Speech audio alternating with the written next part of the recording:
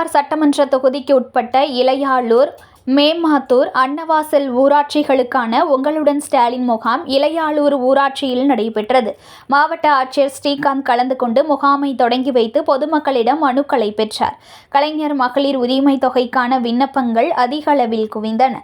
தமிழ்நாட்டில் மக்களின் அனைத்து விதமான தேவைகளை அனைத்து துறை அலுவலர்கள் அவர்களது இருப்பிடங்களுக்கே சென்று கேட்டறிந்து பூர்த்தி செய்யும் வகையில் உங்களுடன் ஸ்டாலின் என்ற புதிய திட்டத்தை தமிழ்நாடு முதலமைச்சர் மு.க. ஸ்டாலின் சிதம்பரத்தில் கடந்த வாரம் தொடங்கி வைத்தார்.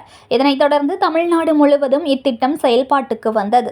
மயிலாடுதுறை மாவட்டத்தில் ஜூலை 15 அன்று இத்திட்டம் தொடங்கப்பட்டு அக்டோபர் 15ஆம் தேதி வரை நகர்ப்புற பகுதிகளில் 32 மற்றும் ஊரக பகுதிகளில் 98 என மொத்தம் 130 முகாம்கள் நடைபெற உள்ளன.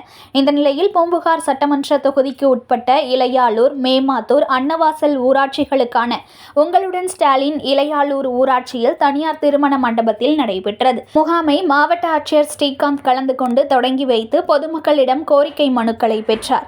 இதில் மனுக்கள் பெற சிறப்பு கவுண்டர்கள் அமைக்கப்பட்டு பட்டா மாற்றம், ஆதார் கார்டு பெயர் சேர்த்தல், நீக்குதல், புதிய குடும்ப அட்டைக்கு விண்ணப்பித்தல், மருத்துவ காப்பீடு திட்டம் மற்றும் கலைஞர் மகளிர் உரிமை திட்டம் உள்ளிட்ட பல்வேறு திட்டங்களுக்கு மனுக்கள் பெறப்பட்ட நிலையில் ரேஷன் கார்டு, ஆதார், வங்கி கணக்கு புத்தகம் உள்ளிட்ட ஆவணங்களை முகாமுக்கு கொண்டு வந்து மகளிர் உரிமை தொகைக்கு விண்ணப்பித்தால் மனுக்களை எழுதும் அலுவலர்கள் திணறுகின்றனர்.